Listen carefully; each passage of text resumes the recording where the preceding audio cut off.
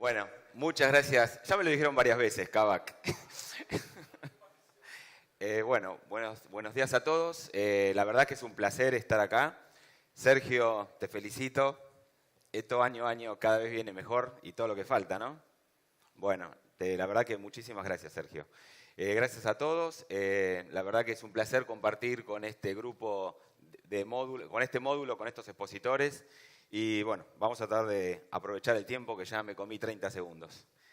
Y cuando Sergio me convocó, lo que me propuso es seguir hablando un poco del peso de los granos. En particular vamos a ver qué pasa con la estabilidad del peso de los granos, qué pasa con la velocidad de secado y cómo podemos identificar atributos del ambiente y atributos del genotipo que están explicando esta estabilidad de peso y cómo también estos atributos pueden modificar la velocidad de secado. ¿Qué aprendimos, al menos que pretendí yo que aprendan en el primer congreso de maíz tardío? Y básicamente un poco lo que se viene repitiendo, los maíces tardíos enfrentan en general menores restricciones climatológicas que los tempranos, básicamente mejoran su balance hídrico en periodos en periodos críticos, y también reducen la ocurrencia de temperaturas elevadas, como mostró Carlos también, en los periodos críticos respecto a los tempranos. Pero se enfrentan con otros problemas, y uno de ellos es la alta humedad en secado, que dificulta, ahora vamos a ver, el tema de la cosecha. En el segundo congreso del maíz tardío, lo que traté de mostrar es que cuando uno toma una base de datos de fechas tempranas y fechas tardías con los distintos paquetes tecnológicos, en general el peso de los granos de los tardíos tiende a ser similar el potencial o ligeramente menor que el del temprano, pero lo que hay es una mayor estabilidad en el peso de los granos. Ahora vamos a volver sobre este concepto. Y entonces, en definitiva, lo que vamos a tratar de identificar es cómo pudimos ir avanzando en la interpretación de esa estabilidad del peso y agregando ahora los conceptos de atributos que hacen a la velocidad de secado.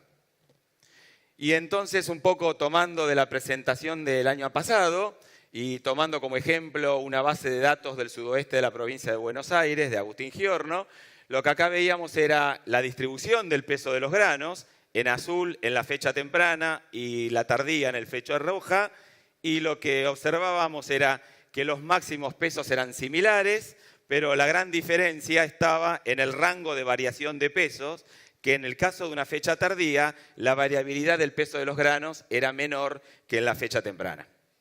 Entonces vamos a tratar de identificar cuáles son los atributos del ambiente que están haciendo este cambio a la estabilidad. Bueno, acá esta es una simulación que la hizo un tesista de doctorado del grupo, Diego Rotilli, que está por ahí sentado, en donde lo que tratamos de mostrar fue cómo es el balance hidrológico simulado para 3 localidades del sudoeste de Buenos Aires, en suelos someros y en suelos profundos.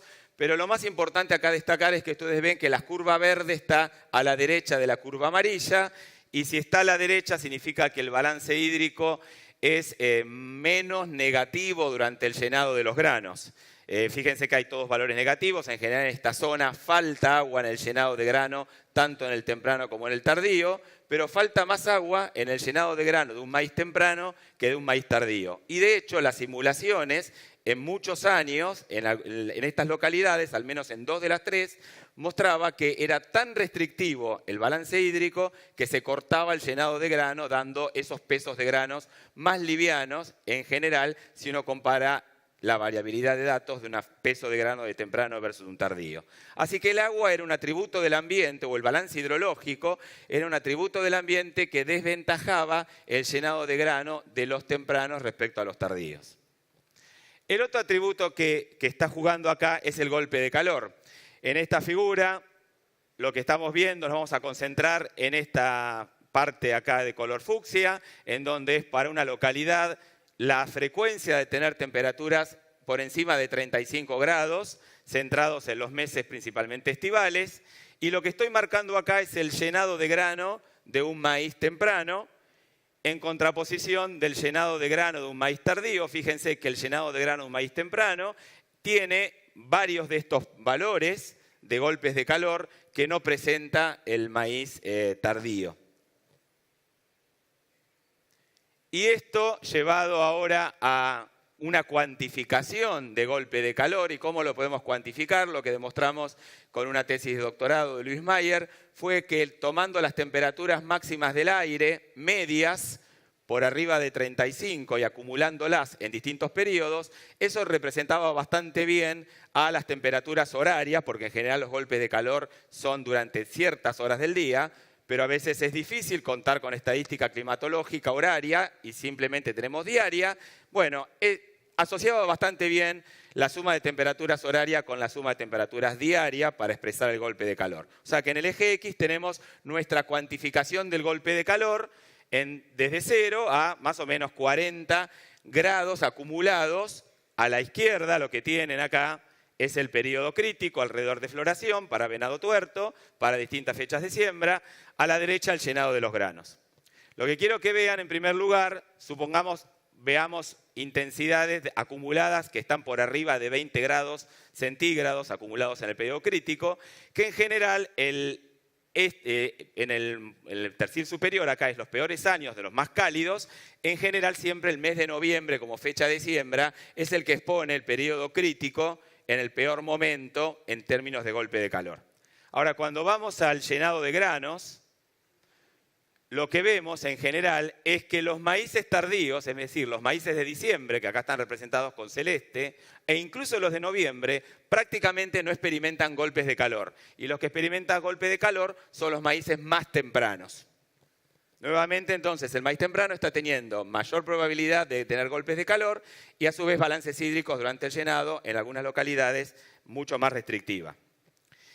Entonces, ¿qué podemos hacer ante esto? Es decir, ya sea en fecha temprana o incluso en fecha tardía, cuando pueda haber menores intensidades de golpe de calor, pero existen también, ¿qué podemos hacer con la genética?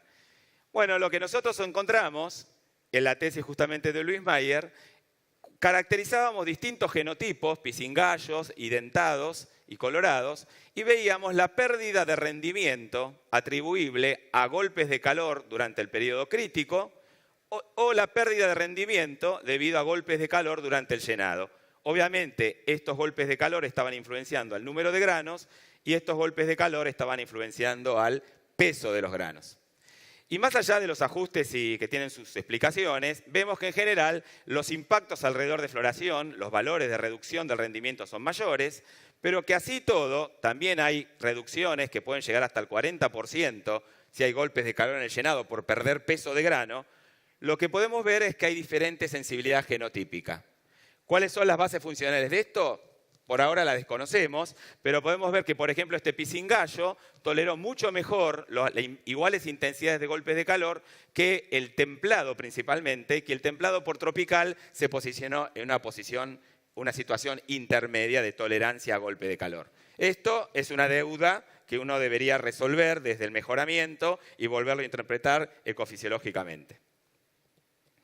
Bueno, así quedan cuando hay golpes de calor alrededor de floración, y cuando hay golpes de calor en el llenado, lo que ocurre es que el llenado se interrumpe, y entonces en vez de tener 300 miligramos de peso de grano, tengo 100, 150 miligramos por grano.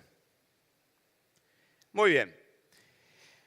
Entonces, esto tenía que ver con identificar atributos del ambiente y algunos atributos genotípicos, o por lo menos diferencias genotípicas en cuanto a los efectos del ambiente, cómo afectan al peso de los granos y en cuanto, al menos para golpes de calor, detectamos alguna diferencia o sensibilidad genotípica que puede estar jugando para amortiguar el impacto de un golpe de calor, ya sea independientemente de un maíz temprano o un maíz tardío, aunque sabemos que el maíz tardío queda mejor posicionado que el maíz temprano.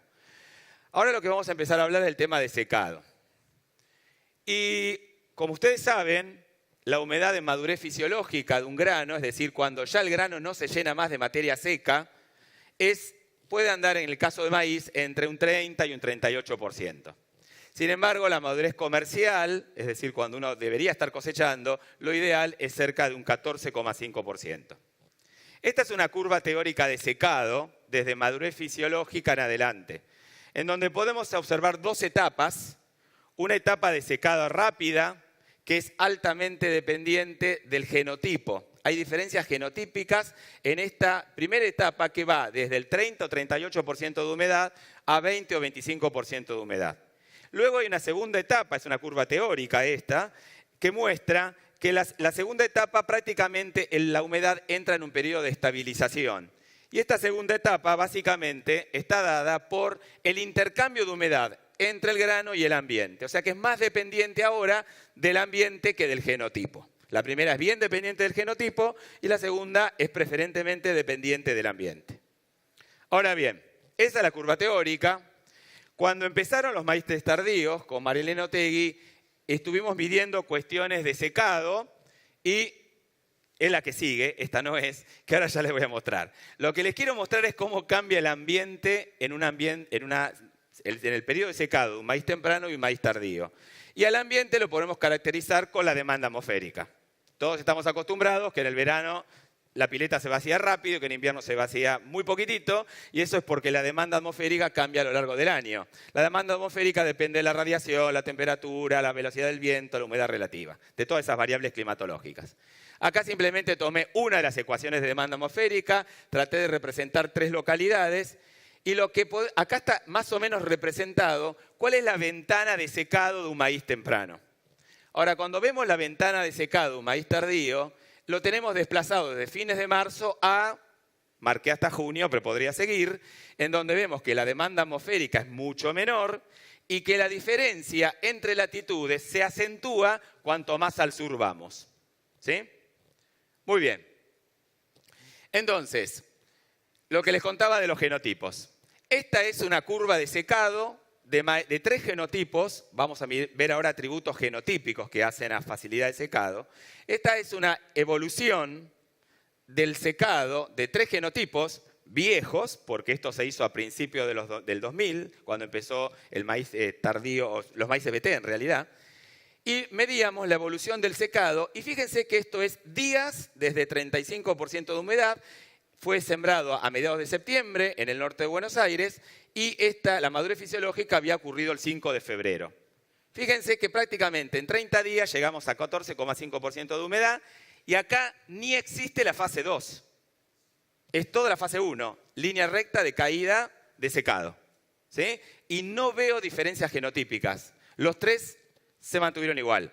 Puede ser que no las haya o puede ser que el ambiente me lo está enmascarando. Vamos a ver qué pasó en esta misma localidad, el mismo año, cuando yo en vez de sembrar en septiembre, sembré un maíz tardío, ¿sí? Y acá lo habíamos sembrado el 15 de diciembre. Fíjense que hay, por ejemplo, acá decimos, bueno, en 30 días recién con suerte llegamos al 20% de humedad. Y si uno a esos puntos le hace un ajuste, en este caso es una lineal, prácticamente fase 1, nunca salió de fase 1. Y en este caso vemos las 2 fases. Y las 2 fases muestran que hay un material que rápidamente llegó casi al 15% de humedad y que otros materiales están por arriba o cercanos al 20% de humedad, estabilizados. Entonces lo que tratamos de preguntarnos en ese momento, completamente ignorantes en el tema y solamente aplicando la lógica, era si había atributos genotípicos que facilitaban el secado. Y entonces empezamos, cuando uno no sabe nada, mide 800 cosas. Y entonces empezamos a mirar de las 800, seleccionamos algunas que les voy a mostrar, y son las siguientes. Una primera cosa que mirábamos era qué cantidad de chalas tenía esa espiga, como una barrera física a la salida de humedad. Acuérdense cómo era la tendencia de los materiales. Fíjense que el verde era el que más rápidamente secaba. Luego el rosa y luego el amarillo. El amarillo, que era el que más lento secaba, tenía más de 10 chalas que envolvían la espiga, mientras que los otros tenían entre 6 o 7 chalas. Es decir, las espigas estaban menos envueltas en chalas, en el que más rápidamente se secó en esa fase 1, que es bien genotipo dependiente. Otra cosa que también aparecía como información es que tendía a tener la espiga inserta, el que se sacaba más rápido, más hacia arriba en la planta. Es decir, había menos hojas por arriba de la espiga, lo cual facilitaría el intercambio entre la atmósfera y la pérdida de humedad. Y otra cosa que también salía y que era bastante interesante era esta cuestión de que las espigas en algún momento comienzan a estar péndulas. Entonces esta es la evolución de un índice de pendulicidad, no sé cómo se diría, en el tiempo, en donde los materiales que más rápidamente secaban, que eran estos dos, ya desde más temprano las espigas se empezaban a volcar. Y eso tenía alguna lógica, es como querer llenar una copa apuntando para abajo con la copa. Y no entra el agua. Si está para arriba, entra y la retiene. Entonces esto nos dejó bastante, en ese momento, conformes, como que había atributos del genotipo asociados a la compacidad de la espiga y la posición de la espiga y cuán era fácil de que entre un agua esa espiga, que estaban jugando a favor de que se seque más rápido. Y ahí quedó esto, nunca lo publicamos. Bueno, muy bien. Ahora bien, cuando uno visita el congreso de maíz, el último congreso de maíz, al cual yo no fui, pero visité virtualmente, lo que podemos encontrar es que hay gente que se tomó el trabajo en serio de hacer esto.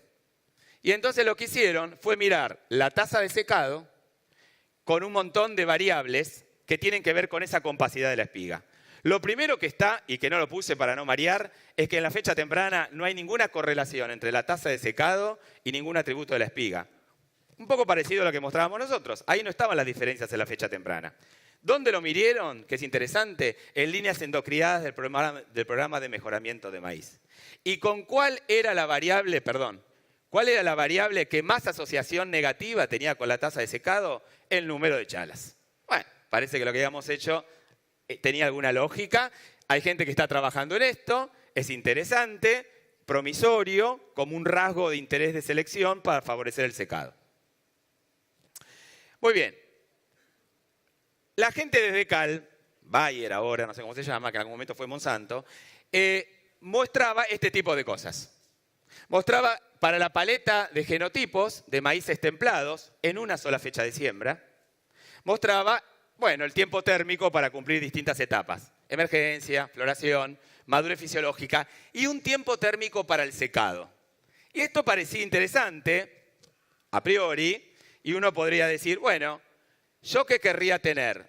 De alguna manera, si queda anclada la floración, podría tener un llenado más corto o podría tener el mismo llenado con un secado más corto. Entonces esto podría decir, bueno, podría seleccionar aquellos materiales que de alguna manera el semillero caracterizó con mayor velocidad de secado. Pero tiempo térmico para secado suena medio raro porque tiempo térmico en realidad es para procesos biológicos, no para un proceso pasivo como es este secado. Sin embargo, lo que agregaron, que me pareció interesante, fue, bueno, vamos a concentrarnos en estos dos que lo vamos a ver después, ahora nomás, fue figuritas como estas, que vuelvo a repetir, están hechos en una fecha de siembra temprana de una zona templada. Fíjense acá, esta es la velocidad de secado en función del tiempo térmico desde la siembra, pero ya arranca desde la madurez fisiológica en realidad. Por eso arranca de valores de 1500 grados día. La otra cosa importante es que cuando esto uno lo hace y lo corrige con tiempo térmico, la cosa siempre se tiende a linealizar. Ya no llego a ver las dos fases, como la veo cuando la veo en días. Pero lo interesante a ver acá es que, fíjense, este material, el de K no sé cuánto, tiene como 38% de humedad en madurez fisiológica. Este otro material arranca de menos del 32% de humedad a madurez fisiológica. La otra cosa que tienen distinto es que la pendiente acá es menor que la pendiente acá. Es decir, ¿cuánto va perdiendo de humedad? Este viene perdiendo más rápidamente y además arranca de 5 o 6 puntos menos de humedad a madurez fisiológica. Muy bien. ¿Cómo uso esto? Y bueno, War me hace trabajar siempre, entonces, para estas presentaciones, y como yo le hago caso, lo que uno puede hacer es tomar la estadística climatológica de una localidad y ver qué pasaría en fecha tardía si aplico este modelo, tomo estos dos parámetros y simulo la tasa de secado de ambos dos. Acá les puse el valor de 15% de humedad. Esto está hecho para las breñas, aquella latitud que cambiaba menos la demanda entre temprano y tardía. Y lo que encontramos es que en 35 a 39 días, es decir, en 4 días de diferencia, los dos desde madurez fisiológica alcanzaron el 14,5% de humedad, aún siendo sembrado tarde. La breña puede tener algún error esto porque en mi ecuación de demanda la humedad relativa no entra. Pero bueno, supongamos un ambiente de mucha demanda. Ahora, ¿qué pasó en Pego Bajo? En Peguajó veo ya veo las dos curvas, porque está expresado en días, fase 1 y fase 2. Y fíjense que acá la cosa cambió bastante, y lo que estoy viendo es que en general hay uno que estamos cerca de los valores 20%, uno bajó de los 20%, y acá la diferencia en días es mucho más importante entre los dos. ¿Sí? Es decir, que en latitudes menores, diferencias genotípicas en la velocidad de secado se marcan mucho más y adelantan la cosecha. Sin embargo, no todas son buenas nuevas. Yo les decía que esto estaba hecho por una misma fecha de siembra. Sin embargo, nuevamente en el Congreso de Maíz Tardío, lo que muestra esta alumna o estudiante de posgrado que trabaja con María Otegui, es que en general, cuando uno se va a una fecha tardía, el contenido de humedad a madurez fisiológica aumenta. Entonces lo interesante es ver ahora estos valores cuáles van a ser y tendrían que volverse a ver qué pasa con estas pendientes para ver verdaderamente si esto que yo simulé con un ambiente templado en fecha temprana, cuánto cambia cuando vamos a maíz tardío. ¿Estamos hasta acá? Uy, 0 tengo. Bueno, y si uno no hace nada pasa esto, ¿no? Uy, Dios, ¿cómo hago acá ¿Cómo puedo activar esto que estaba acá? ¿Qué tengo que tocar? Bueno, esto créanme que era una filmación. ¿Lo pueden activar de ahí la filmación? Tocando... Ahí va. Bueno, quedó al revés. No sé qué pasó. Pero eso en realidad lo que muestra es, como dice ahí, en la zona... Esto fue para la campaña 2016-2017, en el mes de agosto, en este campo.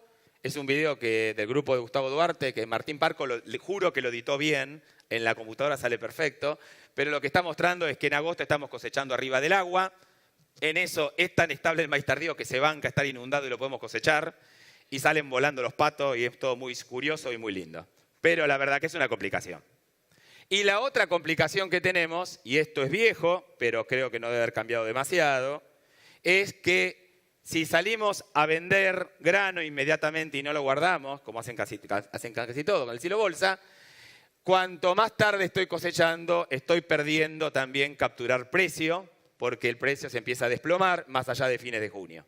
Motivo por el cual la gente de zona norte lo que planteó en algún momento, esto yo ya la mostré en alguno de los maíz tardíos de los congresos, es que ellos en realidad lo que veían, estos son fechas de siembra de maíz tardío desde fines de diciembre hasta principios de febrero y la humedad del grano clavando y cosechando el 15 de junio para no perder precio. Si el 15 de junio cosecho todos esos maíces, aquellos maíces que se sembraron después del 5 de enero comienzan a tener, fíjense otra vez lo mismo, nunca se logran valores menores al 18, 20% de humedad, pero si me demoro mucho más, cada vez el 15 de junio van a estar más húmedos y estamos restándole a la producción dinero para bajarle la humedad y poder comercializarlo. En definitiva, ¿qué traté de transmitir? Bueno, que el ambiente en el llenado del maíz tardío resulta más favorable y estable en términos de balances hídricos y golpes de calor, que existe variabilidad genotípica en la tolerancia a los golpes de calor durante el llenado. Verdaderamente nos falta profundizar o estudiar sobre los mecanismos subyacentes de esa distinta tolerancia, podemos hipotetizar, pero verdaderamente no lo medimos, que el ambiente durante el secado se va deteriorando con el atraso de la fecha de siembra, y esto es más grave cuanto mayor es la latitud, que existe variabilidad genotípica en tasas de secado, posiblemente asociada a la compacidad de las espigas.